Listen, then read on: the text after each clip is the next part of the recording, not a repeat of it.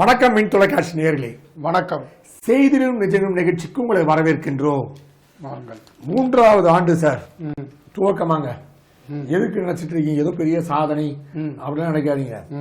வேங்கை வயல்லாம் இருக்கிற தண்ணி தொட்டியில அந்த மனிதனோட மலம் கழிந்து கலந்தாங்க பாத்தீங்களா, இதுவரைக்கும் யாருன்னே கண்டுபிடிக்க முடியலங்க. சரி, சிபிசிஐடிக்கெல்லாம் கொடுத்தாச்சு, அது ஆண் மலமா பெண் மலமா அதையெல்லாம் ஆராய்ச்சி பண்ணி இதெல்லாம் பண்ணி அதெல்லாம் பண்ணி பண்ணா இன்னும் அது கண்டுபிடிக்க முடியாமல் ஒரு கேள்விக்குறியாக இருக்கிறது. இதுக்கு விடுதலை சிறுத்தை கட்சி தலைவர் எல்லாம் என்ன கேள்வி கேட்க போறாரு, என்ன பதில் சொல்ல போறாரு, கூட்டணி கட்சியாச்சு அப்படின்னு பார்த்தா நேத்து பேனர் வச்சிட்டாங்க சார். என்ன பேனர்னா, 3ஆம் ஆண்டு தூங்கும் விழாவா துவக்க விழாவா தூங்கும் விழா அப்படின்னு போட்டு துவக்க விழாவா போட்டிருக்காங்க.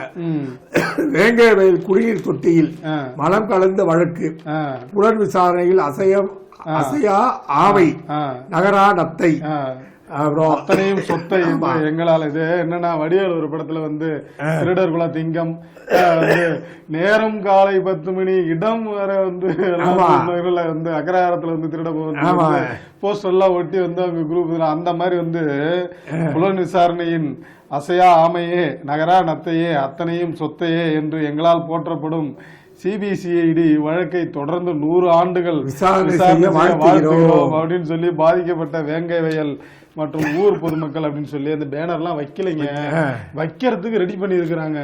அதுக்குள்ள எப்படியோ காவல்துறை தகவல் தெரிஞ்சு வைக்க கூடாது அப்படின்னு சொல்லி இது பண்ணாங்க. இருந்தாலும் இவங்க என்ன பண்றாங்க, பேனர் ரெடி பண்ணுவாங்க, நாங்க விட்டுருவோமா அப்படின்னு சொல்லி அந்த பேனரை போட்டோ எடுத்து சமூக வலைதளங்களை வெளியிட்டாங்க. ஒரே ஆமா, அது இல்லாம என்ன யார் வச்சா, மக்கள் வைக்கலைங்க, எதிர்கட்சி தாங்க வச்சிருக்காங்க. அவங்க தூண்டுதலாக வச்சிருக்காங்க. மக்கள் நல்லவங்க, நாளைக்கு 500 1000 கொடுத்தா ஓட்டு போயிடுவாங்க, இதை பத்தி எல்லாம் கவலைப்பட மாட்டாங்க.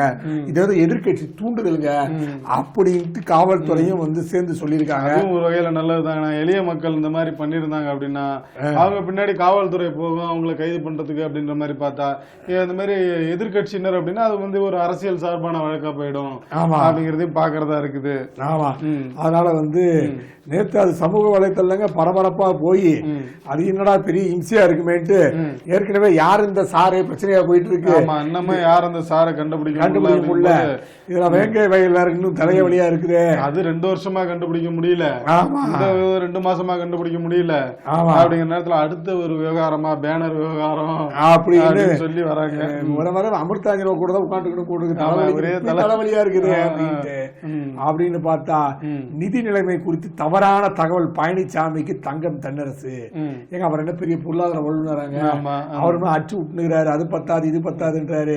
எங்க 28% இப்போ 28.7% கடன் பெறலாம் நிதி குழு தெரிவித்திருந்த நிலையில நான் 27 தாங்க வாங்கியிருக்கோம் கடனை. அது நான் கம்மியா தான் கடன் வாங்கிட்டு இருக்கோம்.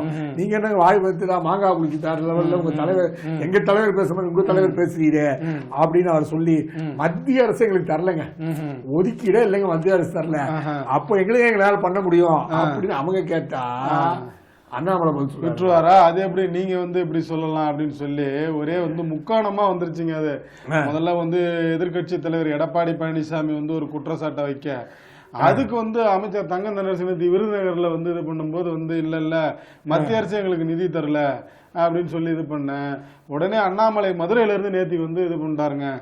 நாங்க தமிழகத்துக்கு 10 ஆண்டுகளில் 11 லட்சம் கோடி 11 லட்சம் கோடி நிதியை மத்திய அரசு வழங்கி இருக்குது, அது எப்படி நீங்க வழங்கலாம்னு சொல்லலாம். அதோட இந்த பார்லிமெண்ட் தேர்தலில் நாங்க இந்த வெள்ளை அறிக்கையை வெளியிட்டிருக்கோம், எவ்வளவு நிதி கொடுத்துருக்கோம் அப்படின்னு சொல்லி வெள்ளை அறிக்கை வெளியிட்டிருக்கோம். அது போக மெட்ரோ நிறுவனத்துக்கு 36,000 கோடி ரூபாய் நாங்க வழங்கி இருக்கிறோம். ஆனா நீங்க பொதுவா சொல்லக்கூடாது, நீங்க வாங்க எதுக்கு தரலன்னு சொல்லுங்க, நாம டிபேட் பண்ணலாம், வாங்க எதுக்கு தரலன்னு சொல்லுங்க வந்து பேசலாம் அப்படின்னு சொல்லி நேத்து இது பண்ணிருக்கிறாருங்க. ஆமா, அது ஒரு பக்கம் தான். நேத்து பாரதிய ஜனதா கட்சியோட உட்கட்சி தேர்தலுக்கான ரிசல்ட் நேத்துங்க. சரிங்க. அந்த மாவட்ட தலைவர்கள் நேத்து கிட்டத்தட்ட 33 மாவட்டம் அறிவிக்கப்படும் பார்த்து 20 மாவட்டத்துல நிக்குதுங்க. சரிங்க. ஏன்னா மீதி ஒரு 13 மாவட்டம் இழுபறியில் இருக்கு. அவங்களுக்கு தரலாமா இவங்களுக்கு தரலாமா? ஏன்னா ஏற்கனவே பாத்தீங்கன்னா திருநெல்வேலியில தொகுதி தலைவர் மாவட்ட பொதுச்செயலாளர் வெளியே போயிட்டாங்க. சரிங்க. எங்களுக்கு நீங்க தரல அப்படின்ட்டு. வேலூர் மாவட்டத்துல கூண்டோட 5 பேர் வெளியே போயிட்டாங்க கட்சியை விட்டு. அதனால பதவி அறிவிக்க ஒவ்வொரு மாவட்டம் பணால் போய் நிக்குது. என்னன்னா இப்படி ஒரு பிஜேபி இவ்வளவு ஒரு பஞ்சாயத்தா இவ்வளவு எதிர்பார்ப்பான்னா 2026 தேர்தல் வரும்போது எப்படி 24 வந்து நாடாளுமன்ற தேர்தல் நடந்தது அவ்வளவு கவனிப்பு நடந்ததோ இல்லையா இவங்க கவனிச்சுக்கிட்டாங்க. அது இது மாதிரி இந்த கவனிப்பு நடக்கும் அப்படின்னு ஒரு எதிர்பார்ப்பு. 2026 தேர்தல் வந்து ஒரு முக்கியமான தேர்தல் வந்து மக்களவை தேர்தலில் வந்து நாடாளுமன்ற தேர்தலே வந்து பிஜேபி வந்து ஒரு குறிப்பிட்ட அளவு வந்து வாக்கு வாங்கியிருக்கிறாங்க. அப்படிங்கும்போது வந்து 2026 சட்டமன்ற தேர்தல் ரொம்ப அதிமுக்கியமா பார்க்கப்படும். அப்படிங்கிறதுனால கட்சி சார்பான அந்த வந்து பதவிகளுக்கு வந்து ரொம்ப முக்கியத்துவம் இருக்கும். சில விஷயங்கள் ரொம்ப கவனிப்பு நல்லா இருக்கும் அப்படிங்கிறதுக்காக வந்து போட்டி நடந்தது. பயங்கர போட்டி. இன்னும் பாத்தீங்கன்னா ஒரு 13-14 மாவட்டம் இழுபறிலே இருக்கு, அறிவிக்கப்படாமே இருக்கு. குறிப்பா சென்னை மாவட்டம் அறிவிக்கவே இல்லை. திருவள்ளூர், வேலூர் அங்கெல்லாம் அறிவிச்சுட்டாங்க, காஞ்சிபுரம் அறிவிச்சிட்டாங்க. தமிழ்நாட்டுல சென்னை இந்த பக்கம் எல்லாம் ஒரே இழுபறில இருக்கு. அது என்னங்கிறது இன்னும் இன்னைக்கோ நாளைக்கோ முடிவு பண்ணப்படவும் அப்படின்னு சொல்லியிருக்காங்க. தேர்தல் நடந்திருக்கு, அதாவது கண் துடைப்பதான். ஆனாலும் தேர்தல் பேச்சுன்னு சொல்லியிருக்காங்க ஜனநாயக கட்சின்னு. அது இன்னும் கொஞ்சம் இன்னைக்கு நாளைக்குள்ள வந்தா, நாளைக்கு மாநில தலைவர் யாரு இப்படியா அண்ணாமலை தான் கண்டினியூ பண்ண போறாரு. எப்படியா இருந்தாலும் அண்ணாமலை தான் வந்து தலைவர் பதவியில் தொடருவார் அப்படிங்கிற மாதிரி தான் இருக்குங்க பாரதிய ஜனதா கட்சி வட்டாரங்கள்ல சொல்றாங்க. ஆமா, எல்லாம் சொல்லிட்டாங்க. பிஎல் சந்தோஷ் எல்லாம் சொல்லிட்டாங்க. அதனால வந்து அண்ணாமலை மாற்று இருக்காதுன்னு எல்லாமே சொல்லிக்கிறாங்க. ஆனா மாவட்ட தலைவர் இழுபறி தான் பெரிய இழுபறியா இருக்குங்க. அது ஏன்னா லோக்கல் பஞ்சாயத்து இல்லைங்க, உள்ளூர் பஞ்சாயத்து. அதனால வந்து அவங்க நீ பெரிய ஆளா நான் பெரிய ஆளா அப்படின்னு நான் வந்து இதை ஒட்டி தான் நான் கட்சிக்கு வந்தேன் போனேன் அப்படின்ற மாதிரிலாம் வந்து நிறைய இருக்குது. நான் தவழ்ந்து போத கட்சியில் இருந்தேன் ஆரம்பிச்சிட்டாங்க. இப்போ நான் வந்து ரொம்ப நீண்ட கால உறுப்பினர் மாதிரிலாம் வந்து அதுல இருக்கு அப்படின்றதெல்லாம் பாக்குறோம் நம்ம. அப்படின்னு பார்த்தா பெண்களுக்கு முக்கியத்துவம் தரும் கட்சிங்க எதுங்க? யாருங்க? ஆமாங்க, திமுகங்க அப்படின்னு சொன்னது யாரு வேற யாரு? சத்யராஜாவோட பொண்ணு தாங்க, திவ்யா சத்யராஜ். ஏற்கனவே அவங்க வந்து திமுக வந்து ஆதரவா இஸ்தலத்துல எல்லாம் பயங்கர பரபரப்பா பெண்ணியம், நான் ஒரு பெண்ணியவாதி தெரியுமா அப்படிலாம் சொல்லி போட்டு இருந்தவங்க நேத்து போயிட்டு கட்சியில சேர்ந்துட்டாங்க. கட்சியில சேரலன்னா தான் ஆச்சரியம். ஏன்னா அவங்க அப்பா வந்து மறைமுகமா வந்து திமுகவோட வந்து கொள்கைகளுக்கெல்லாம் அது பண்ணி வந்து மறைமுக ஒப்பனவே சொல்லுவார் சில இடங்கள்ல. எம்ஜிஆர் அனுதாபிம்பாரு, அதே சமயத்துல வந்து நான் திமுக பெரியாருக்கு வந்து இது திமுக கொள்கை அப்படின்ற மாதிரி எல்லாம் வந்து நிறைய வந்து இது பண்ணுவாரு. பொங்கினாங்க. ஆமா, ஆனா இங்க வந்து பொங்க மாட்டாரு. அந்த நேரத்துல பொங்கல் வரலைங்க, அதனால பொங்காம இருந்தாருங்க. அப்பேற்பட்ட பண்ணியவாதிங்க அவங்க. அதாவது ஆட்சிக்கு ரீதியா வந்து பெருத்து பொங்குவாங்க. ஆனா இவங்க கூட ஒரு ஹிடன் அஜெண்டா இருக்குங்க. அதாவது 2020 அக்ஷய பாத்திரம்னு ஒரு இதை ஆரம்பிச்சாங்க. ஆரம்பிச்சு வந்து இஸ்கான் மூலமா உலகம் மூலமா வந்து 20 ஆரம்பிச்சாங்க. உலகம் முழுவதும் எல்லா இந்தியா முழுவதும் பள்ளிகளுக்கு இந்த மதிய உணவு அப்படின்னு சொல்லப்பட்ட ஒரு நிகழ்வு நடந்தது. அதுக்கு வந்து இவங்க தான் வந்து டயபெட்டிக், அதாவது டயபெட்டிஷியன், அதாவது ஊட்டச்சத்து என்னெல்லாம் தரணும்னு சொன்னாங்க. அப்படின்னா இவங்க பேர் அப்போ பரவா அடிபட்டது. அதுக்கப்புறம் என்னன்னா அந்த உணவுல வந்து பூண்டு, வெங்காயம் அது மாதிரி இதெல்லாம் சேர்த்தா காரமா இருக்கிற இதெல்லாம் சேர்த்துல இஸ்கான்ல அதனால சேர்த்தாதனால அது வந்து ஒரு தோய்வு நிலையை இழந்தது. அதுக்கப்புறம் அது முடிஞ்சப்ப திமுக ஆட்சிக்கு வந்தோடனே இவங்க தான் வந்து அந்த உணவுகளுக்கு வந்து என்னென்ன தரணும், புரதச்சத்து என்ன தரணும் ஆலோசனை வாங்கணும் இவங்க தான். அதனால அதை அப்படியே கொண்டு வந்து இப்ப மெம்பர் ஆயிட்டாங்க. அப்போ பாத்தீங்கன்னா இவர் எம்பிக்காகவோ இல்ல ஒரு எம்எல்ஏக்காகவோ இப்பவே துண்டு போட்டு வச்சிருக்காங்க. இவங்க வந்து ஏதாவது ஒரு எம்எல்ஏ எம்பி கிடைக்கும் என்பது எதிர்பார்ப்பு இருக்கின்றது. அதற்குதான் இப்ப கட்சியில் சேர்ந்திருக்காங்க. இரண்டாவது ஒரு நடிகரோட மகள் வேற வந்து அவர் வந்து இது பண்ணும்போது அந்த கொங்கு பெல்ட்டா அது இல்ல சகோதரர் வேற நடிகர்ல இருக்கிறாரு. குடும்பமே பிரச்சாரம், அதனால கொஞ்சம் பிரச்சாரத்துக்கு அதெல்லாம் நல்லா வசதியா இருக்கும் அப்படின்னு பார்த்து நீங்க சொன்னீங்கன்னா இல்லைங்க நான் எந்த பிரதிபலனும் எதிர்பார்க்காம தான் வந்து கட்சியில ஜாயின் பண்ணி இருக்கிறேன், கட்சியில இணைஞ்சிருக்கேன், எனக்கு வந்து மக்கள் நலனில் மட்டுமே அக்கறை அதனால அந்த மக்கள் நலனில் மட்டுமே அக்கறையுடன் செயல்படும் நான் எதையும் எதிர்பார்த்து திமுகவில் இணையவில்லை அப்படின்னு சொல்லி அவங்க சொல்லியிருந்தாங்கன்னா, நம்ம அந்த அட்சய பாத்திரம் அதெல்லாம் அது சொல்லும்போது வந்து இது ஏற்கனவே வந்து கிட்டத்தட்ட ஒரு 1920 வந்து சென்னை மாநகராட்சியில மட்டும் இந்த விஷயங்கள்லாம் பண்ணியிருக்காங்க.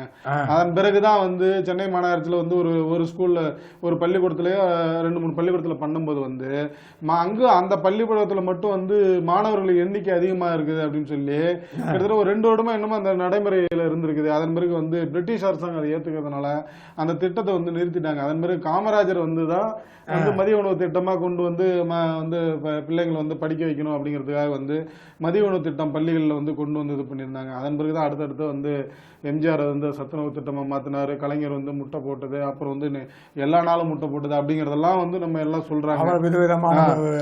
வெரைட்டி ரைஸ் போட்டது அதெல்லாம் வந்து இது பண்றதெல்லாம் நம்ம பாக்குறோம் வரிசையா. இவங்களும் அதுல கலந்து சில விஷயங்கள்லாம் ஆலோசனை பண்ணிருக்காங்க. நீங்க அடிச்சு பாருங்க எப்படி ஸ்டாலின் அவர்கள் வந்து என் குடும்பத்தில் யாருமே அரசியலுக்கு வரமாட்டார்கள் அப்படின்னு அடுத்து சொன்னாரோ, அதே மாதிரி இந்த அம்மாவும் சொல்லிருக்கு எனக்கு எதிர்பார்ப்பே இல்ல, எனக்கு எதிர்பார்ப்பு இல்ல, கட்சிக்காரங்க எல்லாம் வந்து நிக்க சொல்லி போர்ஸ் பண்ணாங்க அப்படின்னு வந்தாலும் வரலாம் அப்படின்னு எதிர்பார்ப்பு. ஏன்னா இவ்வளவு பரபரப்பா இந்த ஓராண்டு கால அரசியல் தேர்தல் வர 9 மாசம் தானே இருக்குது. அதனால இதெல்லாம் வந்து கொஞ்சம் பரபரப்பாக பேசக்கூடிய விஷயம். அண்ணாமலை என்ன சொல்லியிருந்தாரு அப்படின்னு பாத்தீங்கன்னா, நீங்க வந்து பாஜக வந்து ஈரோடு கிழக்கு தொகுதியில வந்து போட்டி இல்லை அப்படின்னா இன்னும் இருக்கிறது 9 மாசம் 1 வருஷம் தாங்க, அதுல போட்டி என்ன பிரயோஜனம், இடைத்தேர்தலுக்கு இடைத்தேர்தலா அது ஒரே தொகுதியில எத்தனை தேர்தலுங்க நடத்துறது, அது வந்து அதெல்லாம் வேணாங்க, இருக்கிறது 9 மாதம் ஒன்னும் இது பண்ண போறதுல தேவையில்லை, அது தேவையற்ற செயலாதான் நாங்க பார்க்கிறோம் அப்படின்ற மாதிரி எல்லாம் வந்து நேற்றுக்கு சொல்லியிருந்தாருங்க நம்மள அந்த ஈரோடு இதுல. உன் பேச்ச நான் ஏன் கேட்கணும், நான் நிக்கிறேன். அதிமுக நிர்வாகி ஒருத்தர் வந்து செந்தில் முருகன் ஏற்கனவே வந்து ஓபிஎஸ் இருந்து திருப்பி வந்து எடப்பாடி பழனிசாமி அவங்க அணிக்கெல்லாம் வந்து நின்னாரு. அவர் தான் வந்து இப்போ அதிமுக தான் போட்டியே இடக்கூடாது அப்படின்னு சொல்லி முடிவு பண்ணிட்டாங்க. ஒரு சுயேட்சா போய் வந்து போட்டியிடுறாரு. வாங்கினா வந்து நம்ம ஃபியூச்சர்ல வந்து அடுத்த 2026 பாத்தீங்கன்னா நான் சுயேட்சையா நின்று இவ்வளவு ஓட்டு வாங்கியிருக்கிறேன் கணக்கு காட்டிடலாம் அப்படின்ட்டு. கட்சியோட செயல் திட்டங்களை மீறி நீங்க போய் நிக்கிறீங்க, அதனால வந்து உங்களை வந்து அதிமுகவுல இருந்து இடைநீக்கம் பண்ணிட்டாங்க. நீக்கம்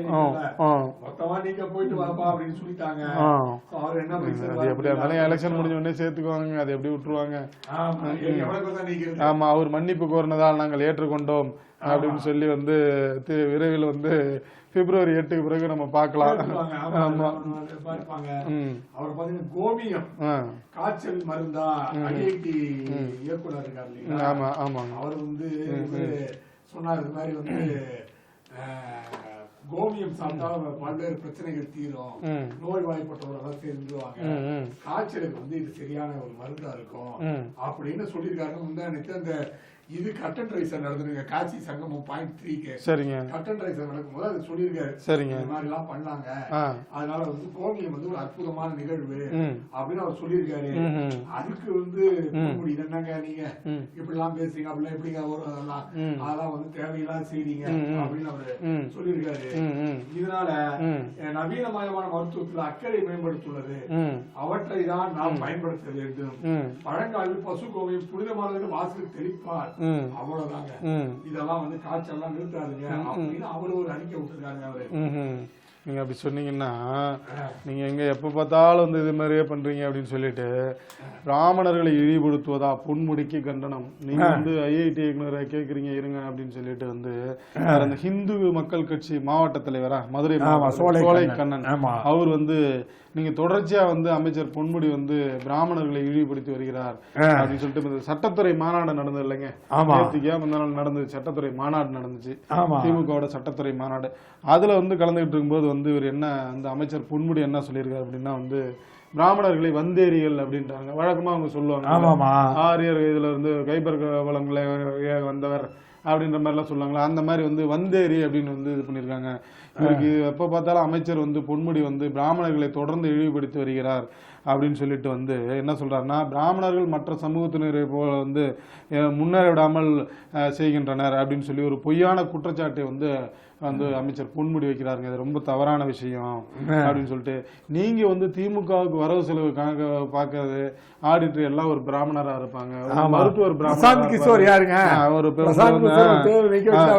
இப்படி வந்து பிறப்பு முதல் இறப்பு வரை வந்து எல்லாமே பிராமணர்களை வைத்துதான் நீங்க செயல்படுவீங்க. ஆனா மட்டும் வந்து பிராமணரை வந்து நீங்க வந்து ரொம்ப துவேஷமா பேசுறீங்க அப்படின்னு சொல்லிட்டு, இந்த மாதிரி பேசுற வேலைகள்லாம் வேண்டாம். எப்படி வந்து பட்டியலின மக்களை வந்து அவதூறா பேசினா வந்து வன்கொடுமை சட்டம், பிசிஆருங்கிற அந்த வன்கொடுமை சட்டம், அதே மாதிரி பிராமணர்களுக்கு ஒரு வந்து பாதுகாப்புக்கு சட்டம் வேண்டும், அதை கொண்டு வரணும் அப்படிங்கிற மாதிரி வந்து சொல்லியிருக்கிறாருங்க. அது ஒரு பக்கம் இருந்துச்சுன்னா, நேற்று பாத்தீங்கன்னா இந்த தேசிய நெடுஞ்சாலையில் அதிகரிக்கும் டாஸ்மாக், அதாவது 2018 அந்த காலகட்டத்தில் பஞ்சாப் போன்ற மாநிலங்கள்ல அந்த மது போதையால வந்து வண்டிகள் ஓட்டி அதிகமான இந்த ட்ரக் டிரைவர் எல்லாம் வந்து மரணம் அடைகிறார்கள். அது மட்டும் இல்ல, மத்தவனும் மரணத்துக்கு ஈட்டி விடுகிறார்கள். அப்படின்றனால நெடுஞ்சாலையில் இருக்கக்கூடிய அந்த கடைகள் எல்லாம் அகற்ற வேண்டும் சொன்னோன்னு தமிழ்நாட்டில் மட்டும் தான் புத்திசாலித்தனமா கதுவா பின்னாடி பக்கம் வச்சிட்டாங்க. அதாவது என்ன அப்படின்னாங்க, 2017-18 காலகட்டங்கள்ல வந்து இந்த மாதிரியான சம்மந்தம் எல்லாம் வரும்போது வந்து உயர்நீதிமன்றத்தில் போய் வழக்கு தொடுறாங்க.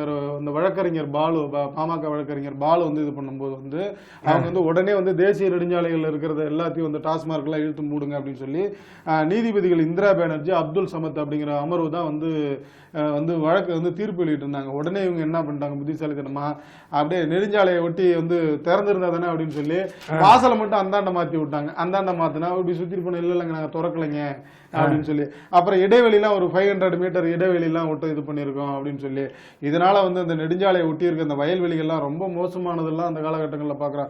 ஏன்னா வந்து இவங்க என்னன்னா நெடுஞ்சாலை ஒட்டி வைக்க கூடாதுன்னு என்ன பண்ணிட்டாங்க, ஒரு 500 மீட்டர் தள்ளி இது பண்ணும்போது வந்து வயல்வெளியில வந்து வயல்வெளியில போய் நடுவில் போய் வந்து சமாதானம் பண்ணி அங்க போட்டாங்க.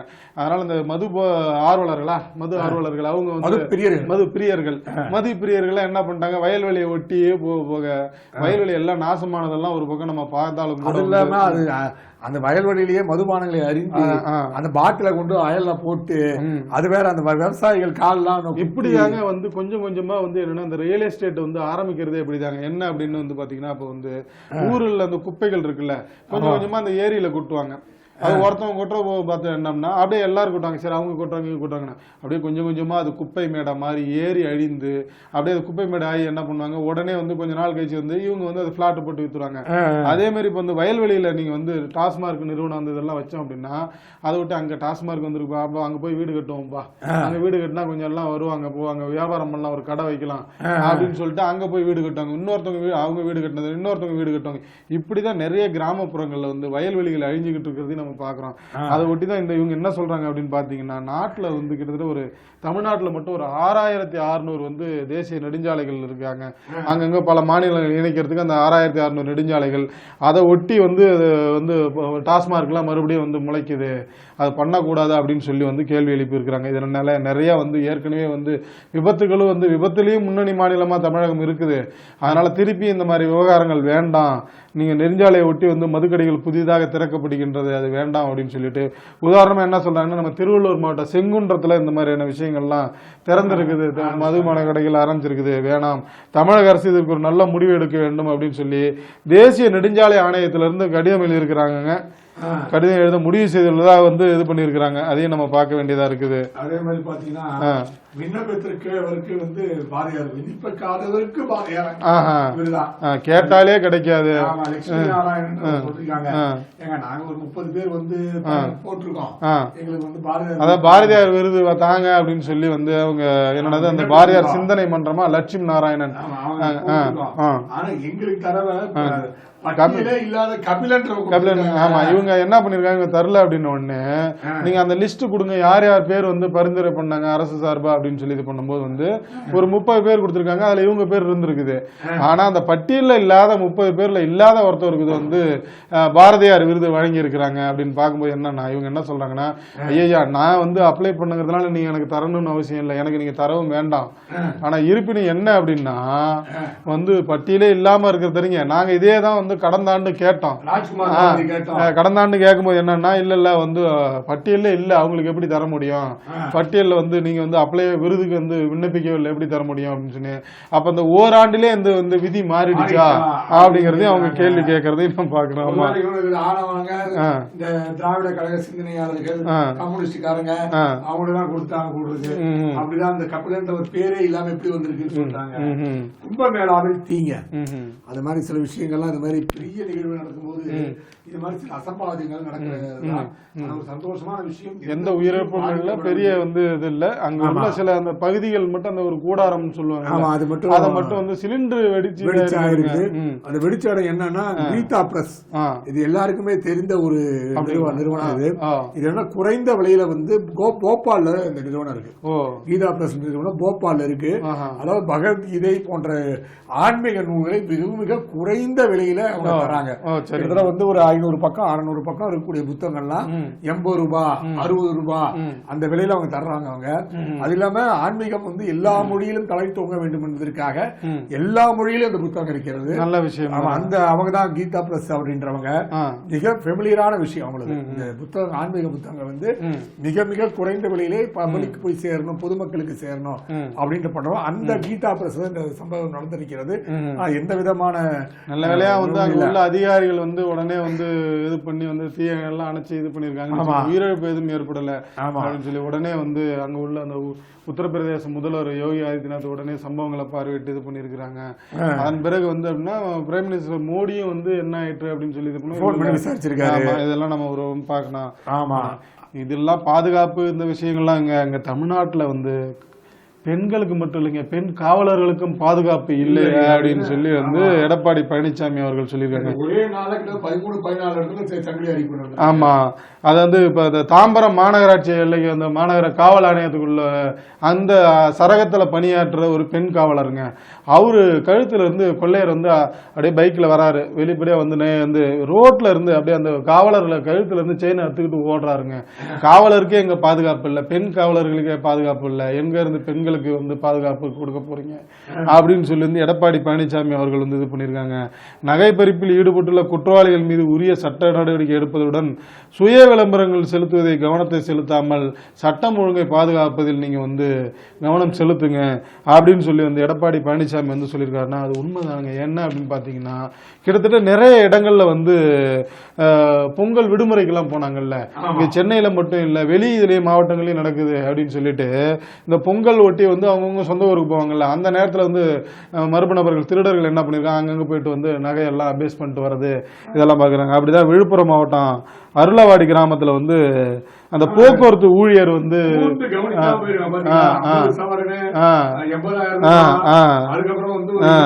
அதே மாதிரி மயிலாடுதுறை ஒசூர் இப்படி எல்லா இடங்கள்லயும் வந்து இந்த பொங்கல் ஒட்டின டைம்ல வந்து இது பண்ணிருக்காங்க. சென்னையில மட்டும் இல்லாம தமிழ்நாடு முழுக்க மாவட்டம் எல்லா மாவட்டங்களும் இந்த மாதிரி நடக்குது அப்படின்னு சொல்லி வந்து செய்திகள் வந்திருக்குது. அப்ப அவர் சொல்றது சரிதானோ அப்படிங்கிற மாதிரி நம்ம பார்க்க வேண்டியதா இருக்குது. ஆமா, அதே நேரத்தில் கந்தர் மலையை சிக்கந்தர் மலையாக மாற்ற ஏற்பாடுகள் நடந்து கொண்டிருக்கின்றது. கந்தர் மலைன்னா யார், நம்ம முருகனா? அவர்தான் கந்தர் மலை. அத சிக்கந்தர் மலையா அவங்க மாத்திட்டு இருக்காங்க. ஒருவேளை வந்து அந்த கந்தர் இந்த கந்தர் வேற இல்லைங்க, எல்லாம் ஒண்ணுதாங்க சொல்லி வந்து நடந்ததுனாலதான் கந்தருக்கு வந்து ஆட்டையும் கோழியும் எப்படிங்க பலி எடுப்பீங்க? எந்த கோயில்லங்க, முருகன் கோயில்லங்க ஆடு மாடை வந்து பலியிட்டு இருக்கு. அது இல்லாம ஆடு வந்து செவ்வாய்க்கு வந்து உகந்தது, முருகருக்கு வந்து வாகனமாக இருக்கக்கூடியது. அதே சேவர் கொடியும் அதே சேவல்ல கொடியில இது ரெண்டையுமே எப்படிங்க நீங்க வந்து பலியிடுவீங்க? அது மலை மேல பலியிடுவீங்க. ஏற்கனவே வந்து இந்த கொடிக்கம்பத்துல மேல வந்து தீபம் ஏற்றுவதற்கு அனுமதி இருக்கு, அதையே நீங்க வந்து பிரச்சனை பண்றீங்க அப்படின்னு பார்த்தா இது இஸ்லாமிய அடிப்படைவாதிகள் ஐக்கிய ஜமாத்து, SDPI, இந்திய யூனியன் முஸ்லீம் லீக் உள்ளிட்ட பல அமைப்புகள் வந்து நாங்க வந்து ஆடு வெட்டுவோம் அப்படின்னு சொல்லி போயிருக்காங்க பிரச்சனையில. அது போலீஸ் தடுத்திருக்கு. அதே நேரத்துல வந்து வேல் யாத்திரையை மேற்கொண்டு இவங்க இது பண்ணும்போது வந்து இந்து முன்னணி அவங்க சார்பா வந்து இது பண்ணும்போது 2 அமைப்பையும் தடுத்து நிறுத்தி யாருக்குமே வந்து அலௌடு இல்ல, அனுமதி இல்ல அப்படின்னு சொல்லி வந்து அந்த 2 பேர் மேலயுமே வழக்கு போட்டாங்க காவல்துறை. ஆமா, இது மாதிரி இப்படி ஒரு சூழ்நிலை இருக்குது அப்படின்னு பார்த்தா தேவையில்லாத மத கலவரத்தை இது உருவாக்குகிறது அப்படின்னு தான் அது சொல்லப்படுகின்றது. சமாதானமா வந்து நீங்களே பேசி இது பண்ணுங்க. அது வந்து முருகனோட அறுபடை வீடுகள்ல முதல் வீடுங்க. அத வந்து உங்களுக்கு எப்படி நம்பிக்கை இருக்கு, அது வந்து காலங்காலமா இப்ப இல்லைங்க, அது பன்னெடுங்காலமா வந்து அறுபடை வீடுகள்ல முதல் வீடு அப்படிங்கும்போது வந்து அதற்கும் நம்ம மதிப்பு தர வேண்டி இருக்கிறதையும் பார்க்கணும். அப்படின்னு பாத்தீங்கன்னா யாழ்ப்பாண மையத்திற்கு வந்து ஒரு பேரு கவர்னர் நிகழ்ச்சி அப்படின்னு, அதாவது இங்க இலங்கையில் இருக்கக்கூடிய யாழ்ப்பாணத்துல அங்க யாழ்ப்பாணம் இதெல்லாம் இருந்துச்சா, தமிழ் மன்றம்ன்ற பேர்ல தான் இருந்துச்சாங்க கலாச்சார மையம். அதை வந்து பாரத பிரதமர் வந்து பேரை மாற்றி திருவள்ளூர் கலாச்சார மையமா மாத்திருக்காங்க பேரை. பாருங்க, திருவள்ளூருக்கு எவ்வளவு பெரிய சாதனைகளை நாங்க செஞ்சிருக்கோம் நாங்க. ஆனா நீங்க வந்து இது கேட்க மாட்டேங்கிறீங்களே, நாங்க காவி துணியோட இருந்தாலும் மட்டும் எதிர்ப்பு மட்டும் தெரிவிக்கிறீங்களே அப்படின்ட்டு நேற்று வந்து கவர்னர் அவர்கள் ஒரு அறிக்கை வெளியிட்டிருக்கிறார். அதுல நீங்க எதிர்ப்பு அப்படின்னு ஒண்ணு ஞாபகம் இருந்துச்சுங்க. இந்த தமிழ்நாடு அரசு பாடநூல் இதெல்லாம் இருக்குல்லங்க, அது எல்லாமே என்னன்னா அந்த புத்தகங்களை வந்து அச்சடிக்கிறதுக்கு வந்து ஆந்திராவிற்கு வந்து ஒரு 30% ஒதுக்கிட்டாங்க. அதனால இங்க உள்ள வந்து அந்த அச்சகக்காரர்கள்லாம் வந்து ரொம்ப வந்து பாதிக்கப்பட்டு கொதின்னு கொதிச்சிட்டாங்க. ஏன்னா இங்க ஏற்கனவே தமிழகத்திலேயே வந்து நம்ம விருதுநகர் சிவகாசி தான் வந்து ரொம்ப ஃபேமஸ். வந்து அச்சகங்கள் இந்த மாதிரியான அந்த பிரிண்டிங் அந்த இதுக்கான வந்து அங்கே தான் நிறைய அச்சகங்கள் இருக்குது. நாங்கள் இங்கே நிறைய அந்த சூழலோடு இருக்கும்போது எப்படி இவங்க 30% அங்கே கொண்டு போய் இது பண்ணலாம் அப்படின்னு சொல்லி வந்து கேள்வி கேட்டு வந்து தமிழக அரசு வந்து கோரிக்கை வச்சுருந்தாங்களா. அதை ஒட்டி நேற்றுக்கு வந்து அம்மா மக்கள் முன்னேற்ற கழக தலைவரா டிடிவி தினகரன் பொதுச் செயலாளர் அவர் வந்து வேண்டாங்க, இந்த மாதிரி பண்ணாதீங்க, ஏற்கனவே இங்கே நிறைய வந்து இதாகிட்டு இருக்குது, நம்ம நல்ல நல்ல அச்சகங்கள்லாம் இங்கே இருக்குது, அதை விட்டுட்டு நீங்கள் கொண்டு போய் அங்கே ஒரு 30% கொடுக்கறது வந்து நல்லா இருக்காது. அதனால் வந்து நீங்கள் தமிழக அரசு என்ன பண்ணுங்க, திருப்பி வந்து நம்ம சார்ந்த நம்ம மாநிலம் சார்ந்த அச்சகத்துக்கே நீங்கள் வந்து தமிழ்நாடு பாடத்தை வந்து பாடப்புத்தகத்தை அச்சடிக்கிறதுக்கான பணியை வழங்கணும் அப்படிங்கிற மாதிரி வந்து கோரிக்கை விடுத்திருக்கிறாங்க. ஆமா, அதோட பார்த்தோம். மேலும் நாளை சந்திப்போம். நன்றி, வணக்கம். நன்றி, வணக்கம்.